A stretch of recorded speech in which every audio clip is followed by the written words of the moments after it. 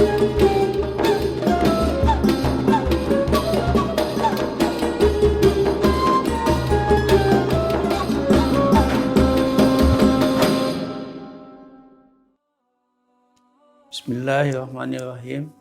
Assalamualaikum warahmatullahi wabarakatuh. Kali ini tema atau topik yang kita diskusikan adalah tentang pemimpin dan kepemimpinan.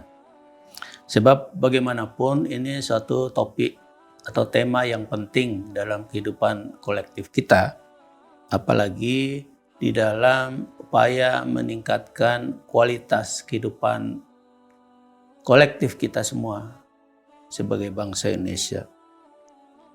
Nah, secara umum yang dimaksud sebagai kepemimpinan adalah tentu saja kemampuan untuk menggerakkan dan mempengaruhi orang lain atau kelompok atau suatu masyarakat untuk mencapai tujuan bersama yang sudah disepakati atau untuk mencapai tujuan bersama yang sudah ditentukan.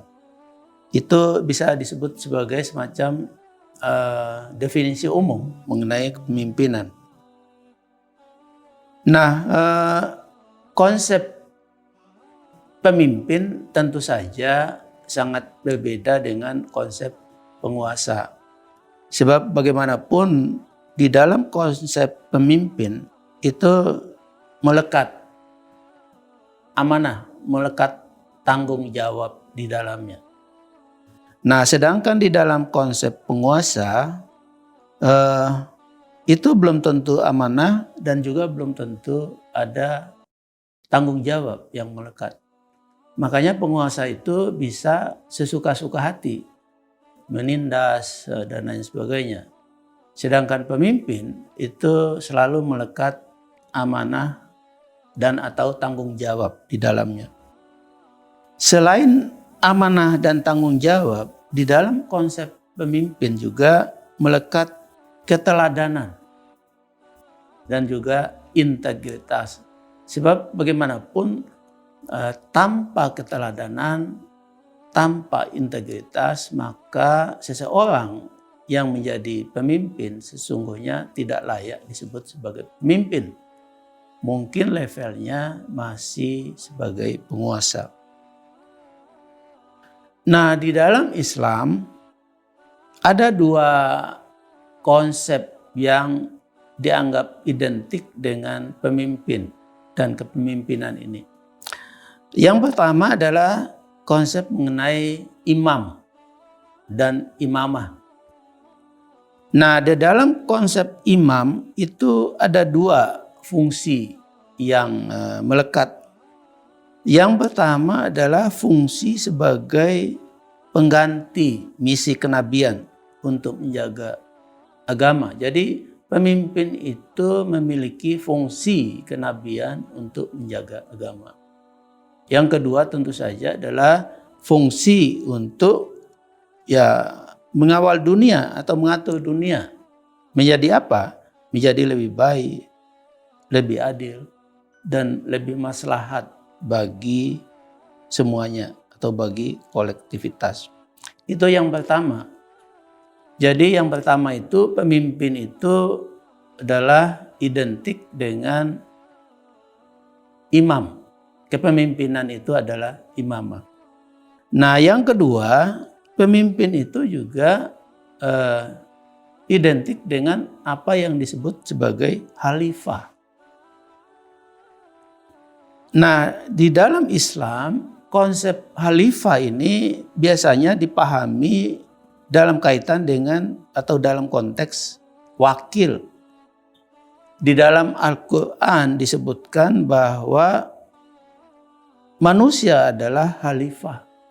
Manusia adalah wakil Tuhan di muka bumi. Nah, itu disebut di dalam surat Al-Baqarah ayat 30. Yang artinya, saya bacakan saja artinya, ini pun sepotong ya.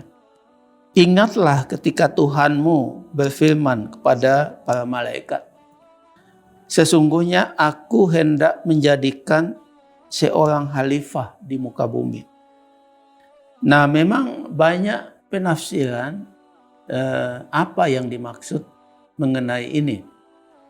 Tapi sebagian besar yang dimaksud oleh Allah Subhanahu wa taala dalam Al-Baqarah ayat 30 ini tidak lain adalah ketika Adam diciptakan, ketika Nabi Adam diciptakan dan digugat, dipertanyakan oleh jin. Nah, kenapa Tuhan menciptakan Adam? Kan sudah ada kami. Mungkin seolah-olah demikian. Allah Subhanahu wa taala mengatakan bahwa dunia akan diisi oleh Adam dan keturunannya. Jadi Adam itu adalah simbolisasi dari wakil Tuhan di muka bumi. Nah, apa maknanya? Maknanya adalah bahwa kita manusia pada hakikatnya adalah wakil Tuhan di muka bumi. Nah, apa makna di balik pemahaman itu? Ya, tentu saja adalah bahwa sebagai wakil Tuhan di muka bumi, kita wajib memuliakan agama yang diturunkan Allah Subhanahu wa taala di satu pihak, yaitu Islam, dan di pihak lain menciptakan keadilan dan kemaslahatan bagi kolektivitas. Nah, saya berpandangan bahwa itulah esensi dari apa yang dikemukakan dalam Al-Baqarah ayat 30 ini. Sedangkan dalam konteks sifat kepemimpinan, itu kita mengenal paling tidak 4 sifat kepemimpinan dalam Islam, yaitu siddiq atau jujur sehingga dapat dipercaya. Yang kedua adalah tabligh. Tabligh itu penyampai. Maksudnya adalah kita mampu mengkomunikasikan, menyampaikan apa yang menjadi firman Tuhan atau apa yang menjadi hadis Nabi. Kemudian yang ketiga adalah sifat amanah. Amanah itu tanggung jawab. Dan yang keempat adalah sifat fatanah. Fatanah itu adalah cerdas, yaitu memiliki visi dan strategi mewujudkan apa yang dicita-citakan secara kolektif.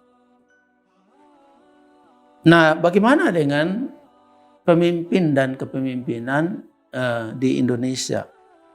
Nah, di dalam kehidupan kolektif kita ada mekanisme menghasilkan pemimpin, yaitu melalui pemilihan umum. Nah, juga melalui pilkada. Pemilu itu ada pemilu legislatif, ada pemilu presiden. Namun dilemanya bagi kita hingga saat ini adalah pemilu-pemilu kita lebih banyak menghasilkan penguasa ketimbang pemimpin. Nah, ini mungkin berkaitan dengan sistemnya dan seterusnya yang penting sekali untuk dibenahi ke depan. Bagaimana supaya pemimpin-pemimpin bisa dihasilkan melalui pemilu, pilkada, dan seterusnya itu. Bukan sekedar penguasa yang hanya bisa menindas, mengambil hak orang lain dan tidak bertanggung jawab. Mungkin demikian, mudah-mudahan bermanfaat bagi kita semua dan semoga amal ibadah kita di bulan Ramadan ini diterima oleh Allah Subhanahu wa taala. Wabillahi taufik wal hidayah. Assalamualaikum warahmatullahi wabarakatuh.